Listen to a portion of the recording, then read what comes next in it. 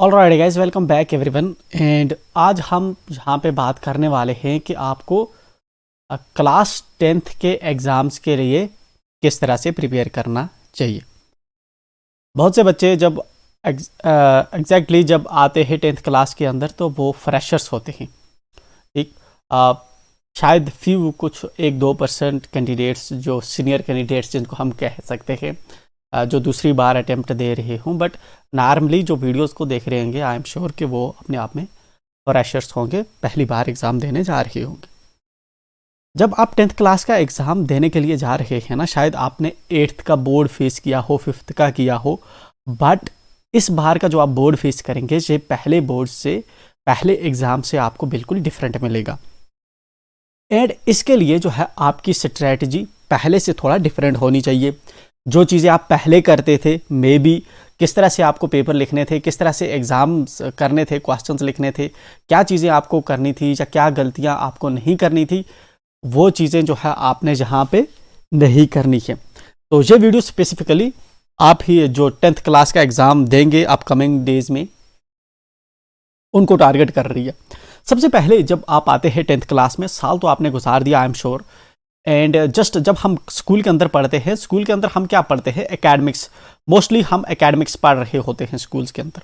ठीक है, हमारा स्कूल जब स्कूल के अंदर जो क्लासेस होती है, नॉर्मली जो हमारे गवर्नमेंट के स्कूल्स होते हैं या गवर्नमेंट के स्कूल या कुछ सटन प्राइवेट इंस्टीट्यूट्स ऐसे होते हैं जिनकी एग्ज़ाम की तरफ ओरिएंटेशन नहीं होती कि एग्ज़ाम को किस तरह से बच्चों को एग्ज़ाम के लिए प्रिपेयर करना है। और उस ऑन द अदर हैंड आप देखेंगे जो हमारे प्राइवेट इंस्टीट्यूट्स के बच्चे होते हैं, प्राइवेट स्कूलों में जाते हैं, उनको पहले से ही इसी चीज़ पे फोकस करवाया जाता है कि 10th में इस तरह पेपर करना है, ये करना है, वो करना है। उनकी पहले से ही ओरिएंटेशन एग्ज़ाम की तरफ होती है। एंड फाइनली जब आपका रिजल्ट आता है तो आप देखते हैं कि प्राइवेट जो स्कूल्स के बच्चे हैं वो शूट कर रहे हैं। ठीक है, उनके मार्क्स अच्छे आते हैं। तो जस्ट बहुत सी चीज़ें जो है आप देखेंगे पाएंगे प्राइवेट स्कूल के बच्चों में आगे होती हैं as compare to government school के बच्चे। ठीक है, अगर मेजॉरिटी केसेस में हम देखें, एक मैक्रो लेवल पे अगर हम चीज़ें को देखें, तो यहाँ पे अगर आप फ्रेशर हैं एंड आप जो है 10th क्लास का एग्ज़ाम देने जा रहे हैं, तो कुछ चीज़ें हैं जो आपको ध्यान में रखनी होगी एंड स्ट्रांगली इनको प्रिपेयर करना होगा ताकि आप अपने जो है 90 से 100% मार्क्स स्कोर कर पाए। ठीक है ना। अगर आपके पास ये चीज़ें नहीं होगी, ये स्ट्रैटेजी नहीं होगी, तो आप जितना भी प्रिपेयर करें, जितना भी हार्ड वर्क करें, at the end of the day आपने डाउन ही जाना होता है। तो सबसे पहले जो चीज़ मैंने पर्सनली देखी है वो देखी है सिलेबस। सिलेबस एक ऐसी चीज़ है जो आपको पता होना चाहिए। आई एम श्योर बहुत से बच्चे ऐसे होंगे जिनको अब तक पता नहीं होगा कि सिलेबस हमारा क्या है। ठीक है ना, तो सिलेबस आपको पता होना चाहिए। यहाँ पे आपका 10th के अंदर सिलेबस का क्या मतलब होता है, जहाँ पे 10th के अंदर आपका सिलेबस का मतलब होता है कि आपको पता होना चाहिए कि किस क्वेश्चन, किस चैप्टर को कितने मार्क्स अलाटेड है। ये चीज़ आपकी पूरी जो है, पूरी जनरली जर्नी जो है, आपका पूरा प्लान ये चीज़ डिसाइड करती है किस चैप्टर को आपके कितने मार्क्स अलाटेड हैं। सिलेबस के अंदर जो चीज़ें और लिखी होती हैं वो भी आपको पता होना यहाँ पे बहुत ज़रूरी है। सेकंड चीज़ जो मैं बताऊंगा, अगर आप प्रिपेयर कर रहे हैं, सबसे पहले तो आपको सिलेबस देखना है। अगर आपने अब तक सिलेबस नहीं देखा, आप एक गो थ्रो करिए एक बार इसको और नोट करिए। सिलेबस के अंदर जो भी लिखा हुआ है आप पढ़िए। फॉर एग्जांपल आपका इंग्लिश का है तो आप उसको पढ़िए, वहाँ पे पेपर की स्कीम लिखी हुई है उसको पढ़िए, उसको दिमाग में डालिए। एक बार, 2 बार, 4 बार आपके माइंड में आना चाहिए उसका पूरा मैप बन के कि सिलेबस इस तरह से है आपका। एंड सेकंड थिंग जो आपकी होती है वो आपको एनालाइज करनी होती है पेपर स्कीम।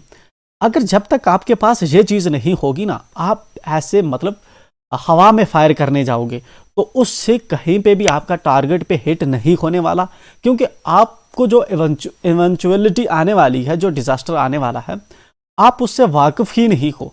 ठीक है ना, एज्यूम करते हैं अभी अर्थक्वेक आ जाए तो काफ़ी नुकसान हो जाएगा, लेकिन आपको पता हो कि 1 घंटे के बाद अर्थक्वेक आने वाला है, शायद नुकसान लोग नहीं होने देंगे। ठीक है ना, तो उसके लिए तैयार हो जाएंगे। इसलिए जस्ट पेपर स्कीम को जो है अंडरस्टैंड करना आपको इस डिजास्टर से बचाता है। ठीक है ना, तो इसको बट आप कैसे करते हैं? पेपर स्कीम अंडरस्टैंड करने का क्या मतलब है? पेपर स्कीम को अंडरस्टैंड करने का मतलब होता है कि फॉर एग्जांपल इसके अंदर आपके पेपर के अंदर कितने सेक्शंस हैं? सेक्शन ए है।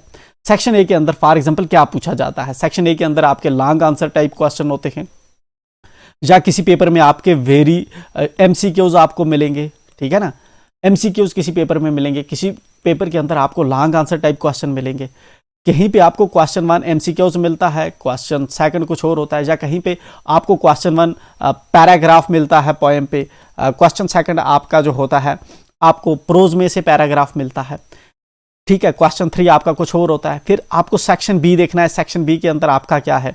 सेक्शन बी के अंदर कहीं पे आपको लेटर लिखनी हो सकती है, कहीं पे आपको पैराग्राफ राइटिंग वगैरह हो सकती है, कहीं पे डायलॉग जॉटिंग हो सकती है। सेक्शन सी आपने देखना है, सेक्शन सी में आपका क्या रहता है। ये चीज़ आपके माइंड में पहले ही होनी चाहिए कि किस सेक्शन में क्या चीज़ होगी, ठीक। इसको हम कहते हैं पेपर स्कीम। इन पेपर स्कीम के साथ यहीं पे आपको जो है अपने दिमाग का यूज करना है और एनालिसिस करना है। एनालिसिस में क्या होता है? फॉर एग्जाम्पल जिस तरह हमारे चैप्टर हैं, हमारे पास एक चैप्टर है जिस तरह से फॉर एग्जाम्पल कोऑर्डिनेट ज्योमेट्री है हमारा 7 मार्क्स का, ठीक है, या फिर ट्रिग्नोमेट्री है हमारे पास सपोज करते हैं 10 मार्क्स की, या कंस्ट्रक्शन है, कोई भी है, ठीक है ना। जस्ट एज्यूम करते हैं हम इसके 10 मार्क्स हैं, लेकिन अगर हम पेपर के अंदर देखते हैं कि हमारा जो क्वेश्चन नंबर सेक्शन बी के अंदर क्वेश्चन नंबर 13 जो है ये फॉर एग्जाम्पल हमें आ रहा है 5 मार्क्स का या 6 मार्क्स का आ रहा है। फॉर एग्जाम्पल ये क्वाड्रेटिक फार्मूला पे बेस्ड आ रहा है। क्वाड्रेटिक फार्मूला जो आपका होता है -b + -√b² - 4ac। For example इस फार्मूला पे आपका जो है आ रहा है आपको क्वेश्चन नंबर 13, तो आपके दिमाग में होना चाहिए कि इस साल भी आपको क्वेश्चन नंबर 13 ही आएगा। वहां पे क्वाड्रेटिक फार्मूला का ही क्वेश्चन आता है, तो इस बार भी आपको वही आएगा, ठीक है ना। तो ये चीज होती है आपको पेपर की स्कीम सीखना। और एक तो चीज मैंने बोली कि आपको सीखना है कि ये वाला जो क्वाड्रेटिक इक्वेशन का जो आपका है, जिस तरह से क्वाड्रेटिक इक्वेशंस चैप्टर में से फॉर एग्जांपल करते हैं आपके 4th चैप्टर में से ये वाला क्वेश्चन जो है आपको आया है, तो आपको जो है अब जो एग्जाम देने जाएंगे आपको प्रिपेयर करके रखना है कि ये क्वेश्चन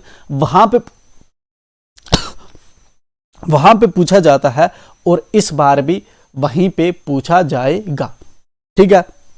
यह होता है पेपर की स्कीम को अंडरस्टैंड करना, कि पेपर को पूरा एनालाइज करना, कौन सा क्वेश्चन किस चैप्टर में से कहां पे आ रहा है। क्वेश्चन नंबर 1 पे कौन से चैप्टर आ रहे हैं, कौन सा क्वेश्चन आ रहा है, वो किस चैप्टर में से आ रहा है। मे बी क्वेश्चन चेंज हो सकता है बट चैप्टर सेम रहता है, कॉन्सेप्ट सेम रहता है। स्पेशली मैं मैथ की बात करूं तो मैथ जो है ना आपका बिल्कुल सेम टू सेम मैच करता है आपसे, अगर आप पिछले पेपर उठा के देखेंगे। इसलिए जो हमारी 3rd जो स्ट्रेटजी रहेगी वो रहेगी आपकी प्रीवियस ईयर क्वेश्चन पेपर्स। जो आपके प्रीवियस ईयर क्वेश्चन पेपर्स है ना, ये आपको देखने हैं। चलिए, तो कितने आपको देखने चाहिए? प्रीवियस ईयर क्वेश्चन पेपर जो है आप देखें सबसे पहले 2010 से 2021 तक, ठीक है ना।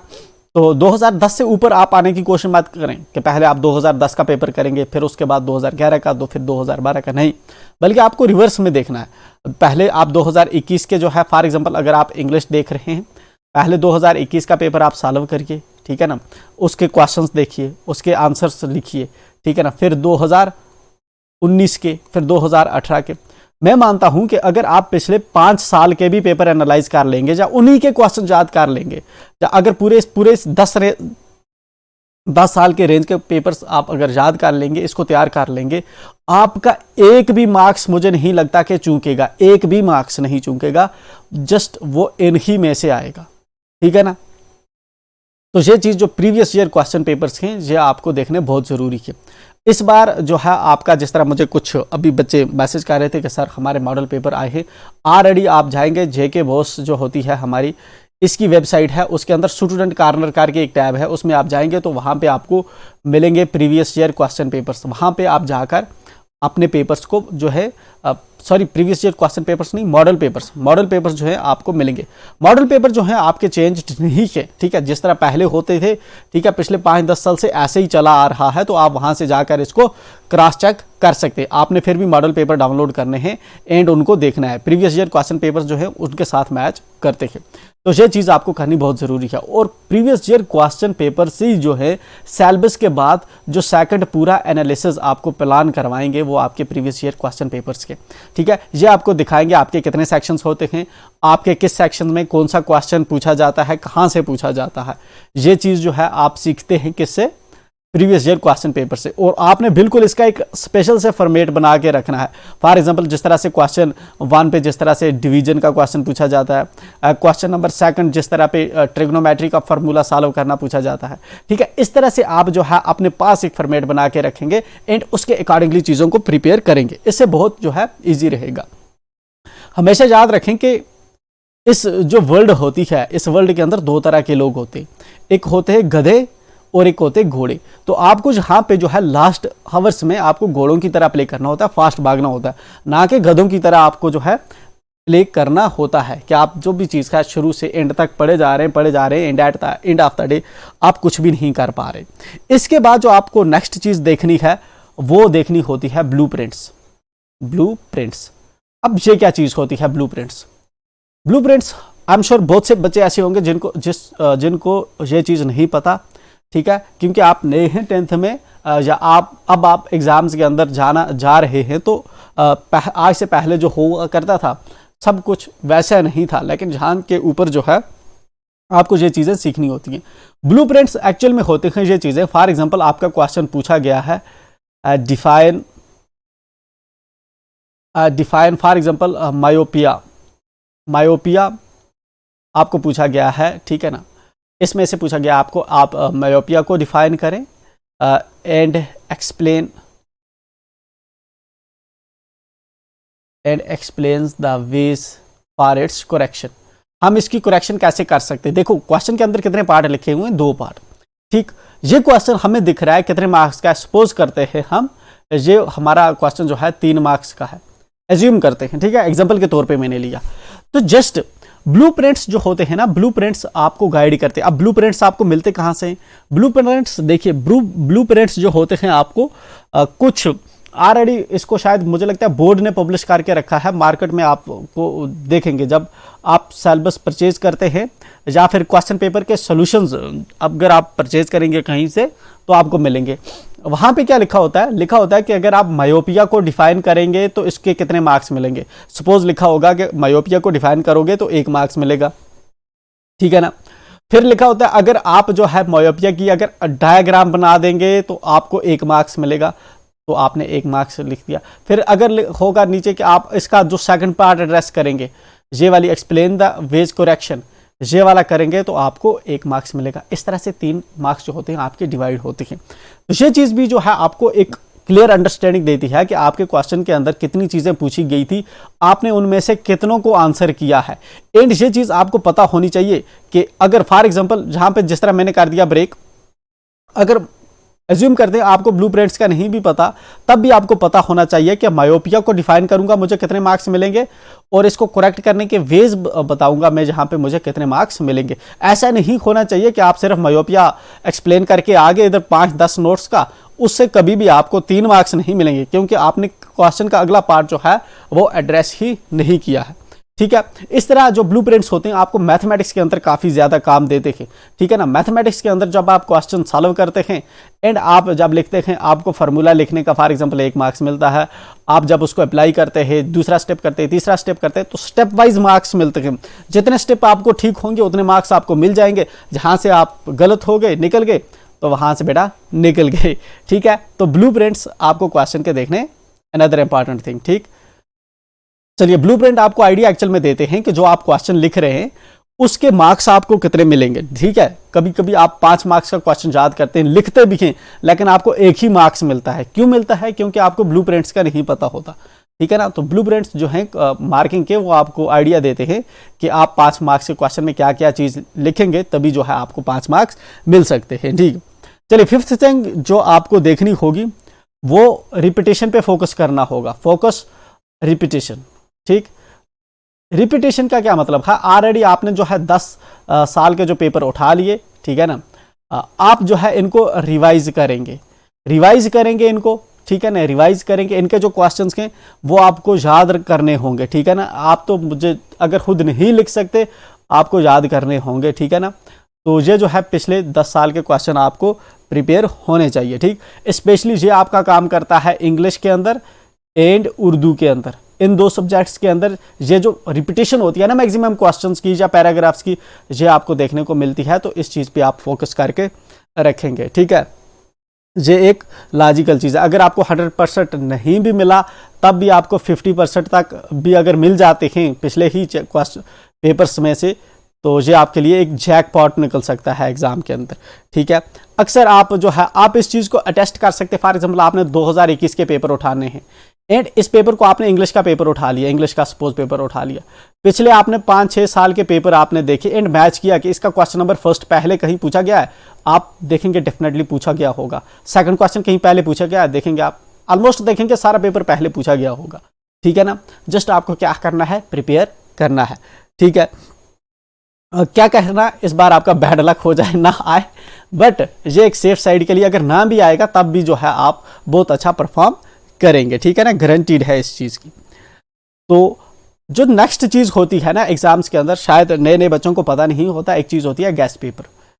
गैस पेपर जो है जब एग्ज़ाम्स आपके आते हैं तो बहुत से इंस्टीट्यूट से हों गैस पेपर निकालते हैं, ठीक है ना। तो कल परसों में था मार्केट में, तो मैं देख रहा था वहाँ पे जो है ऑलरेडी गैस पेपर्स जो है कुछ पब्लिश कर दिए हैं।